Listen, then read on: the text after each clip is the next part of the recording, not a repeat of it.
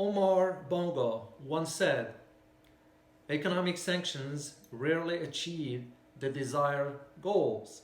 Keep this in mind as we discuss today US sanctions on Turkey and what it means for the future of the alliance. My name is Dr. David Oualaalou. And my name is Dr. Ross Stewart. And you are watching Geopolitics in Conflict.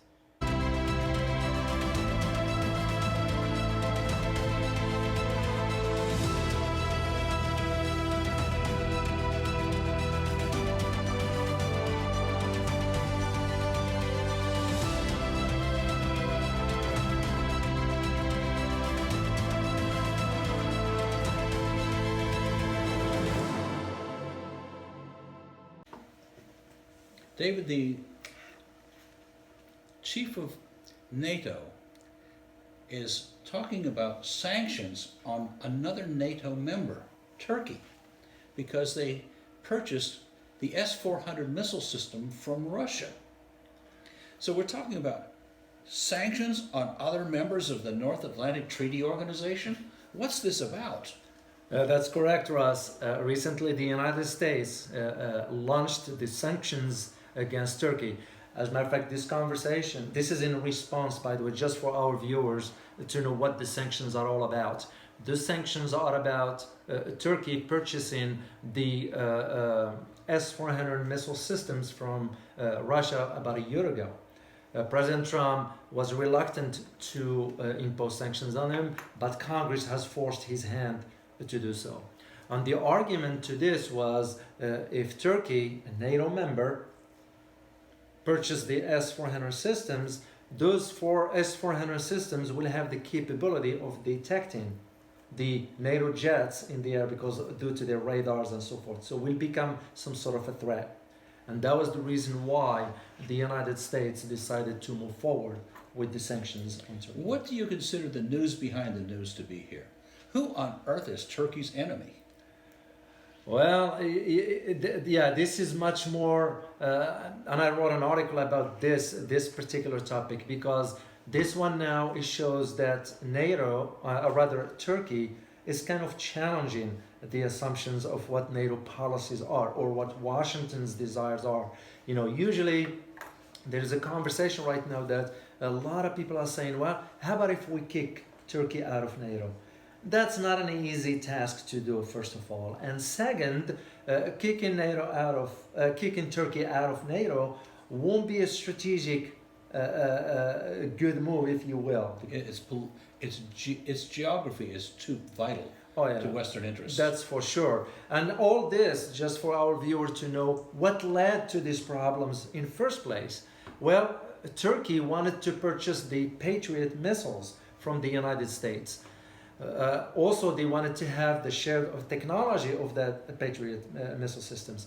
The United States declined to share the technology. They wanted to sell the missiles, but not the technology. Turkey said no and opened up a bid for China, Russia, UK, France, and the United States, of course. Oh, we know who won the bid. So the Russians won the bid Yep. because the Russians were willing to sell the advanced missile systems and also share that technology with Turkey. Now, to what extent the Russians going to share that technology? Will they share it 100%, 50%, 80%? We don't know. But at least they agreed to share the technology. What is the interesting aspects about all this? Because now this S-400 missiles, it's not a technological issue, but rather is geopolitical. Because with Turkey's purchase of this missile system, that's going to impact the geopolitical landscape, not only in the region, Middle East that is, but also is going to impact Europe. Because you have now countries that are already interested in the Russian system. Oh. Iran is one of them. Iran will acquire soon, they're going to acquire the S-400 missiles and they're going to acquire the Su-37 jets. Those are very maneuverable jets. They can do so much. The equivalency of almost our F-35s. Who is Turkey thinking of protecting itself from? Well, I think Turkey just they wanted to purchase those ones. Yes, they are NATO members, but at the same time, the geopolitical changes in the region, in the Middle East, Oh, yeah. is prompting Turkey to see the opportunity that they wanted to play a far greater role in shaping the geopolitical landscape in the Middle Does East. energy have anything to do with this? Well, that's for sure. Because remember, while we're talking about U.S. sanctions, Europe also sanctioned Turkey, but for a different reason. And the reason why European sanctioned Turkey, that has to do with the exploration of Turkey in the Mediterranean for gas. Now, as we all know, there are some US companies that sell gas to certain European countries. And you can just see where this is going. We should just remind our viewers that Russia usually is considered number one supplier of gas to Germany.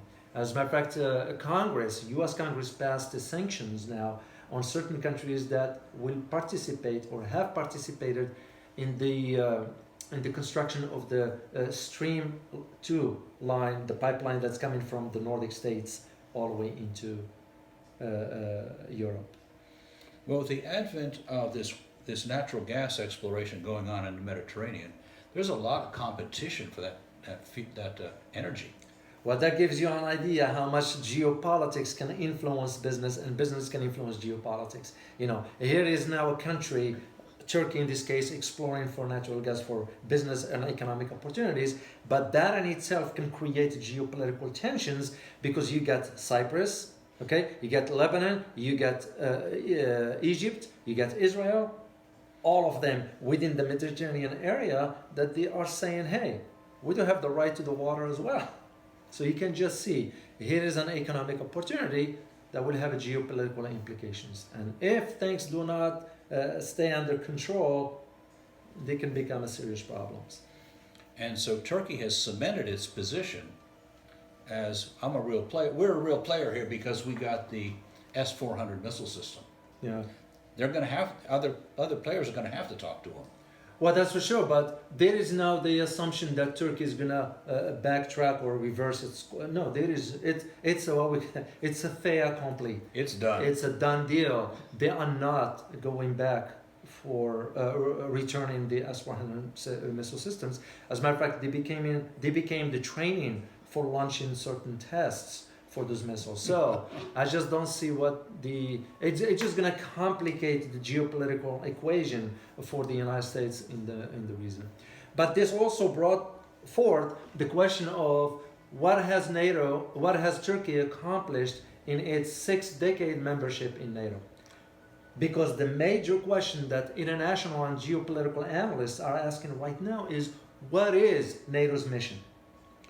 Which is, there's a lot of people out there saying its purpose is long over. Yeah, because what is its mission today? We don't know. We just don't know. And the question also is why the United States keeps spending so much money in support of NATO. Yes, you might need NATO for whatever, but you can't be spending that much money at the expense of the American people. Well, do you think that Europe really needs the United States to protect them? Well, that's a question that has come up recently. When I say recently, after the disintegration of the Soviet Union, I recall having a conversation with some official from the Pentagon at the time, and the question that I asked was, is Europe capable of defending itself? Sort of, they can figure something out, and there was no clear answer to that because Europe would not function sort of from a security perspective without the lead of the United States. But at the same time, there are questions here at home as to the spending that we are incurring in maintaining NATO at the expense of the American people. That's becomes now is coming to the forefront as to what's going to be happening. We certainly can see that, given the opportunity, the nations of Europe are perfectly willing to argue, bicker, and fight with each other. I think so. And Turkey, it's in one of those very, very delicate situations between, remember, it's strategic locations. Yeah. It gives it that opportunity. And this is why I don't see NATO kicking Turkey out, because if you do, that's going to open up the gate for Russia and China, and that's going to just change the equation upside down, geopolitical that is. upside down in the region, and something we're not willing to do. or Somehow accept. too many people are benefiting from the existence of NATO. Well, they do, because when you get members like Montenegro that NATO has extended invitation to. Well, the Montenegro, what does Montenegro is going to contribute to NATO? I mean, yeah, zero. Basically, their defense budget amounts to almost the budget of some police department here in the United States. I mean, no offense, but it just common sense. So the idea of NATO's just inviting whomever, and for what? That's the question that we need to ask ourselves. What is NATO's mission? So, and that's why I don't see what the purpose of these sanctions. Is it just a window dressing to show that we are tough on Turkey? Because here's the thing. The question that, as an analyst, as a trained analyst, I will ask myself is, will it backfire? That's the question I would ask. And too often we've seen that is what happens. In this case, we depend a lot on Turkey, given what we have.